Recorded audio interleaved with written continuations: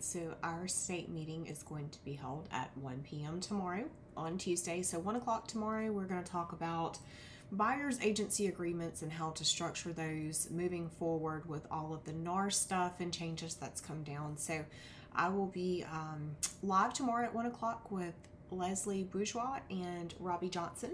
And so we're going to be talking about how to navigate new normal from here out. And then also you can join us again at zoomnat.com at 1 p.m. If you have any issues logging on, you're going to input your phone number here,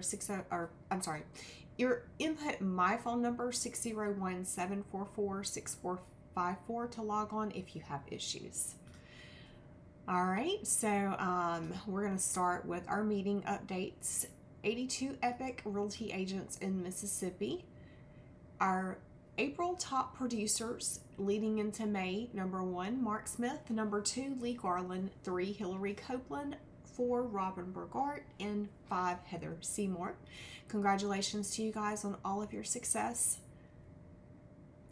24/7 roadside assistance, that's going to be launching next month, I believe. And Epique benefits your Delta insurance, Delta dental, and then also vision insurance. 2 of those you will have access to, not one or the other, and that's going to cost roughly $25 a month for an agent. Family members can be added on for the dental and vision insurance. Everything else is included with your agent benefits through Epique. So of course, you guys, you have the fully customizable Lofty websites out, your free domains are out, free CMAs through Lofty, that is also available. Thanks.io, that's a really cool platform. If you haven't visited, I would encourage you to do so. And Redo Power by Base, that's 3D modeling for properties that maybe your clients want to see what that would look like remodeled. AI virtual staging, that's already out. Realty.com partnership is available now as well. ClickOffers.com, and AirVet for our fur babies is going to be coming out next month. Our listing billboards are set to launch in the next 2 months or so, maybe a little bit sooner. That's not quite released just yet, but when it does, that will be great for our sellers. And then support, Epique Realty support map. So if you have any questions or need help, this is available for everyone. It kind of tells you the process to go through. And then of course, every day at 9 a.m. if you have any issues with your transactions, there's live help on a Zoom. And so you would just log into epiquezoom.com, and then they can help you there with live support. There's an updated release for weekly meetings, and so all of this information is going to be sent out on our update for this week, and then you'll have access to this as well. But it just gives you a weekly schedule and time for everything. So all of this it's all inclusive. It's free. You get it with Epique, but it just tells you the meeting times on the schedule. Best practices, .loop, when your file is ready for review, you're going to click submit for review. There's no need to add me as a participant. I'm already set up as an admin for all Mississippi files. So keep that in mind. I am set up as an admin for all your Mississippi files. Again, no need to add me as a participant. In .loop, please make sure you have watched all the new training videos that recently went out through .loop. They recently went out through Lofty, not .loop. It's on .loop. Sorry for that mishap. And if you have a mandatory field that does not apply, you're going to put something there with a note as to why it doesn't apply. Best practices, NAR. I know we've talked about this for several weeks, but it is still available, and with all the changes coming down with the buyer's agency agreements being mandatory, starting in August. So you guys are going to want to definitely make sure you have this free training through NAR. Go to become.abr.realtor and sign up there for that free accredited ABR designation. We have a lot of great training through Epique as well. E2O with Rob Stein, and then also Kelly Darling and Ben Eilers with 360 Business. And so all that's available inside of our Epique cloud dashboard. If you've ordered photography and a photographer is not available in your area, You remember that you can be reimbursed up to $125, and to be reimbursed, you're going to submit a copy of your invoice and the listing agreement to hello@boulevardrealestatemedia.com, only if you've completed the above steps first, and that would be in this order. When you order your CDA, this is really important for you guys who are watching this. Pay attention. When you order your CDA, look for a signed copy within 3 business days. Epique is not currently sending that to the agent, but I am as the broker. So I will send you a copy of your CDA. If you don't see it, email me. And that next important step is going to be, if you're ready to close that file, go ahead and request that CDA. You should be requesting your CDAs at a minimum of 3 business days. 5 business days preferably. So guys, keep that in mind. It's really supposed to be requesting those CDAs 5 business days prior to your closing. I've gotten back that some of you have submitted CDAs the morning of closing or just a few hours before closing. So that delays your payments, and a good practice is to have those CDAs requested in a timely manner. So 5 days preferably, no less than 3. And then keep in mind, if you have a price change with your property that's under contract, and you've already requested that CDA, you're going to need to request a new CDA. So again, if you've already requested a CDA and you have a price change, make sure you go in there and request a new one. And that's going to wrap everything up for our minutes for today. We're going to talk a little bit about changes in the working with the real estate broker form, and I'm going to go over this with you guys. So this was released this past week on May the 14th by the Mississippi Real Estate Commission. All of the verbiage in here is the same for the most part when it talks about general information, what your duties are as a seller's agent. A property seller can execute a listing agreement with a real estate firm, authorizing the firm and its agent or agents to represent the seller in securing a buyer.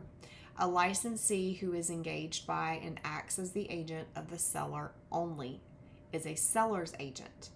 A seller's agent has the following duties and obligations to the seller: the fiduciary duties of loyalty, confidentiality, obedience, disclosure, full accounting, and the duty to use skill, care, and diligence.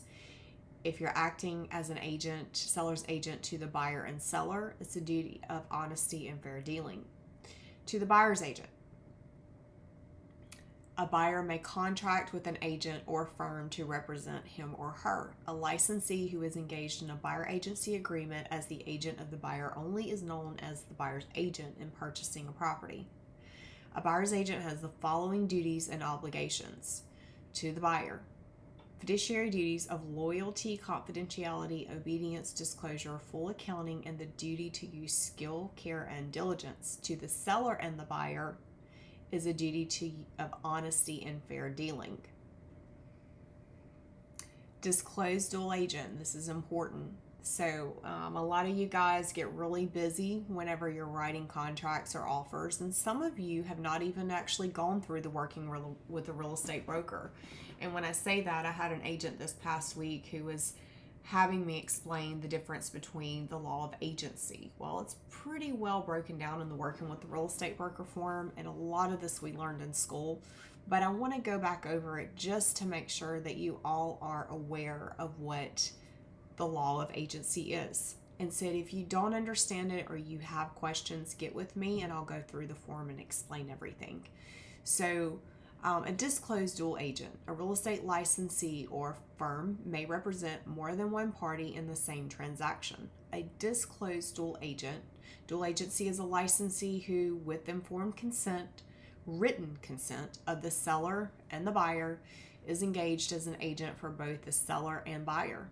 As a disclosed dual agent, the licensee shall not represent the interest of one party to the exclusion or detriment of the interest of the other party. A disclosed dual agent has all the fiduciary duties to the seller and buyer that a seller's agent or a buyer's agent has, except the duties of full disclosure and undivided loyalty. A disclosed dual agent may not disclose A, to the buyer that the seller will accept less than asking or listed price unless otherwise instructed in writing by the seller. So you might say, what does that mean? Well, it means exactly what it says. You can never disclose that to the buyer that the seller will accept less than the asking price or listed price unless otherwise instructed in writing by your seller. And the key word there is writing. You would need to have that in writing by your seller, not a text message, not in verbal. Have it on a piece of paper from your seller. B, to the seller that the buyer will pay a price greater than the price submitted in writing offer to the seller, unless otherwise instructed in writing by the buyer. Same thing, in writing by your buyer. C, the motivation of any party or selling, buying, or leasing a property unless otherwise instructed, and there's your key word, in writing, everything has to be in writing, by the respective party. Or D, that a seller or buyer will agree to financing terms other than those offered, other than whatever is in your listing agreement and your MLS agreement, or anything that might have been put on paper in writing prior to, unless otherwise instructed in writing by the respective party. It also goes on to talk about important notices of an unrepresented customer. So you have all of that information here. A customer shall mean a person not represented in a real estate transaction. That means that that person is not represented and they are simply a customer. It may be the buyer, seller, landlord, or tenant. A buyer may decide to work with a firm that is acting as the agent for a seller's agent, or sub-agent. If a buyer does not enter into a buyer agency agreement with the firm that shows him properties, that firm and its agents may show the buyer properties as a seller's agent or as a sub-agent working on the seller's behalf. Such a firm represents the seller, not the buyer, and must disclose the fact to the buyer. Regarding the price and terms of an offer, the seller's agent will ask you, the customer, and they're speaking to the customer that is going to sign this form. And again, if it's the customer, they're going to sign over here, to decide how much to offer for the property and upon what conditions. They can explain your options to you, but the final decision is yours, and they cannot give you legal advice or financial advice. And always keep that in mind. You can never give legal or financial advice. They will attempt, meaning you as the agent, to show you property in the price range and category you desire so that you will have information on which to base your decision. The seller's agent will present to the seller any written offer that you ask them to present. You should not disclose any information that you do not want the seller to know. Example, the price you are willing to pay, other terms you are willing to accept, and your motivation for buying. Because the seller's agent, you as the seller's agent, you as the realtor, would be required to tell all such information to the seller because you have a fiduciary duty to your client who is the seller. As a customer dealing with a seller's agent, you might desire to obtain representation of an attorney, another real estate licensee, or both. And what has changed? So what has changed in the working with a real estate broker? Well, if you look over here in prior form that was revised last year of June 2023, you had an agency exception, the property condition disclosure statement, the PCDS. That has been taken out. And also this verbiage here talking about the PCDS. The identified licensee and brokerage are not my agent for any purpose related to a PCDS connected to any potential transaction as detailed in agency exception above. This verbiage has been taken out, and so has this. All of this is still the same. All right, we're going to come over here. I'm going to come back here. So you can see as it's been taken out of the working with the real estate broker form, and we're going to scroll down to here. It's not a contract. It's an acknowledgement disclosure. The below named broker or salesperson, meaning a realtor, has informed me that the real estate brokerage services may be provided to me as A. And so this is where agency is established.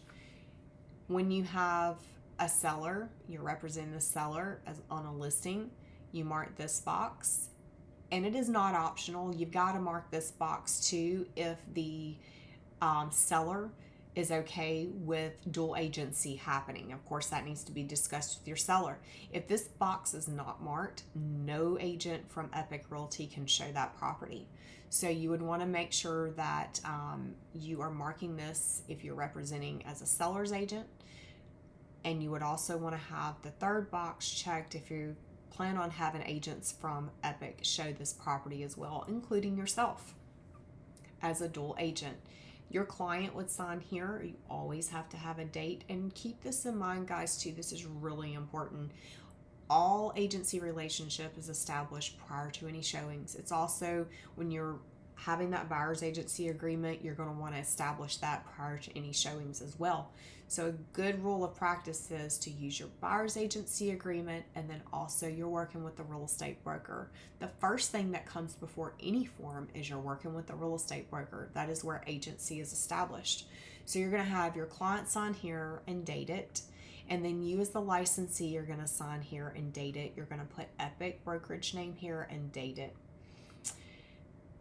If you are representing a buyer, that box is going to be checked here. If you are acting on behalf of the listing, the seller, if you're acting on behalf of the seller as a listing agent, you're also going to mark a disclosed dual agency here. So if it's a dual agency transaction, you're going to mark this one here for buyer. If you're representing your client as the buyer and then you're representing the seller as well, you're going to mark this for disclosed dual agency. All right, let's say that you have a customer and they're not represented. Obviously, you'd want to go over and tell them their rights, and then this box would be checked. There's no need to check any of these boxes because a customer is not a client. And so you would check this box here, and the customer would sign here. The customer will never sign on the client side unless they become a client. So keep that in mind.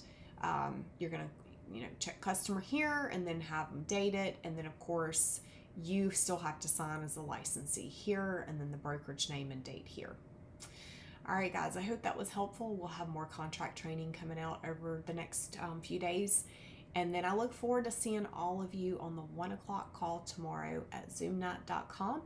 Join us, me and Leslie Bourgeois, and then also Robbie Johnson for buyer's agency class. And I hope to see you all there.